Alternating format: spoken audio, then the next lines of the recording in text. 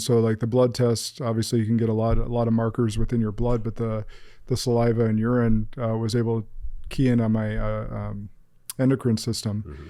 And when I was meeting with the doc on it, he's like, you're kind of a unicorn. And I was like, take that as a point of pride. Like, yeah, I'm a unicorn.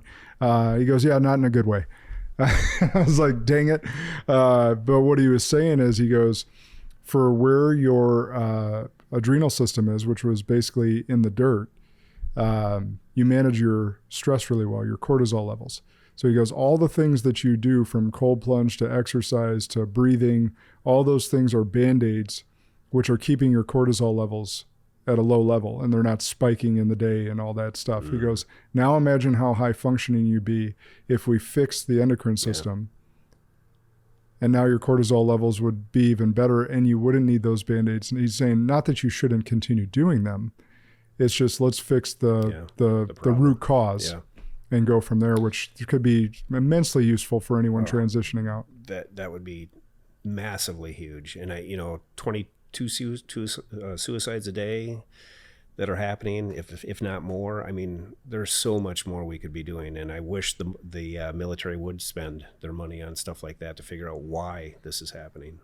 Yeah, instead of relying on all the great charities that are trying to help our military folks, and there are some that we support as well. I can't imagine what's inside my body, because I've had 2 cancer surgeries since I've gotten back. They've taken out my prostate. I mean, I can't imagine what deficiencies I have going on, and maybe that's the reason why I've been seeing a psychiatrist. Well, I'll tell you this, one of the so I took these natural we'll just call them pills, whatever, supplements for 3 months that he gave me after I did that test. And I wear my Whoop band daily, and so I do my journal in my app and all that.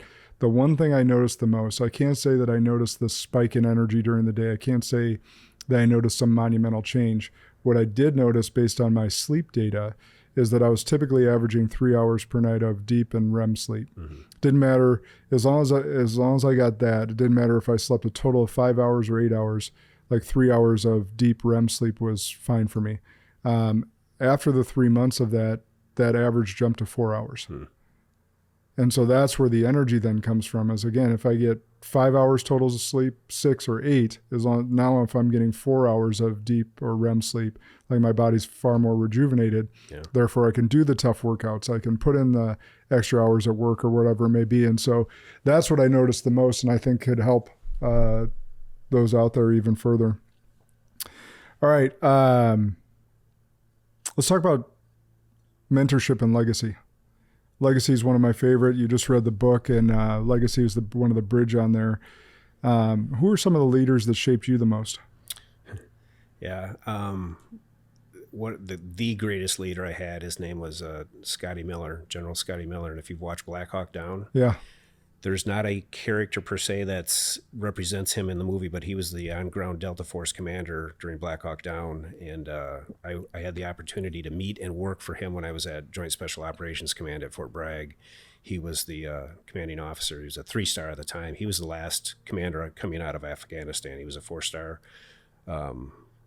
So he was the last commander that came out of Afghanistan. He was not, that whole debacle that happened there was not his fault. But anyway, getting back to his type of leadership, he was just phenomenal. He was probably, I read an article, he was probably the most lethal military person in our military for what he has accomplished with Delta Force and his job that he was doing at Joint Special Operations Command and what he was in charge of.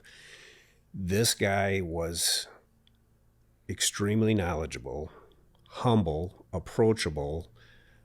He knew who you were. One day we were getting ready to do a physical fitness training. He came out of his office and they had just set up a new confidence course. And he walks by me, and I didn't think he knew me from Adam. And he's like, Murph, this one's going to hurt a little bit, meaning what we were going to do for physical fitness training. And I'm thinking, how does he even know me? But that's the type of guy he was. And he also set up a system that was very much like Facebook, but it was secret, top secret, where everyone, again, who had an idea could go on and put their ideas into almost like Facebook, where you could go in and read stuff that people were putting in. And it didn't matter what rank. Kind of like a Slack channel for his division or whatever it may be, right? And everyone, you just felt like so much a part of a team that was doing great things. So people, the average person could sleep well at night, and everyone felt like they were a part of something bigger than them and contributing to something bigger to them, but part of that team. And he was just the epitome of a leader. And I still communicate with him once in a while via Facebook. Now that he's retired, he's on Facebook, and I would really like to.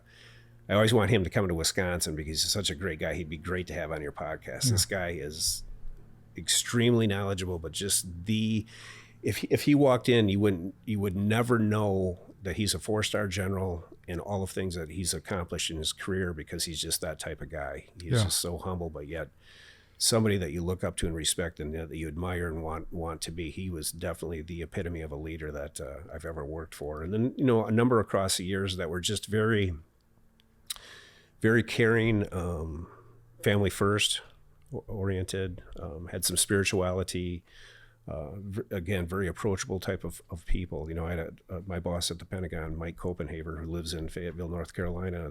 We still communicate and text each other quite often. And again, just a great person.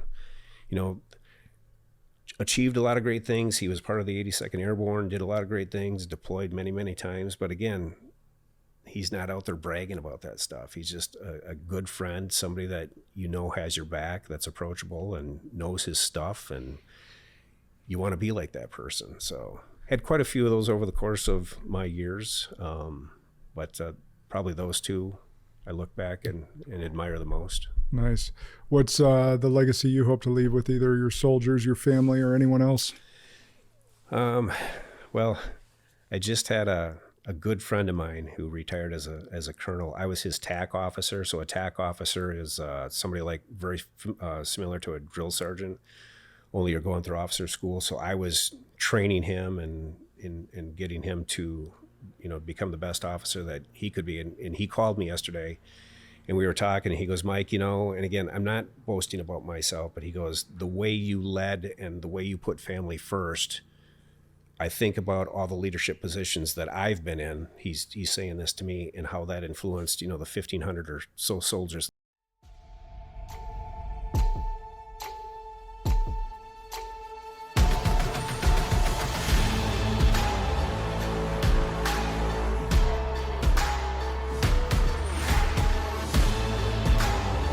This is Sparta!